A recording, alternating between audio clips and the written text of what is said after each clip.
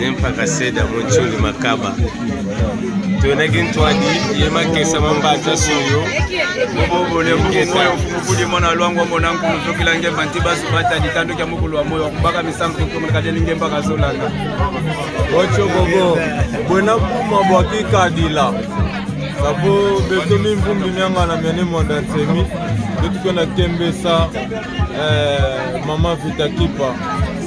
Mweto wamona mpasi mukongoli adili ingeta nempa kaseda munchundu makaba safo buto na mpila ya hii tuna mukatika kumbi yanda toti kwenda kumbanza Kongo kintu adiye bisi soyo twena ingeta mpeloko mani soyo wafu kumuna mfumu weto ntinu totola zinga nkuu mekasi tonaka kapamba njandi woti kutudimba kadi yani wofu kumuna nentotela zinga nkuu kidivoka botukwa ingeta toneki ntwadeba mpanyi papa mkati kwa kumbi savo nje hivyo njaya mvimba luna muna tuju bundu bya Kongo nasima mbuta mankweno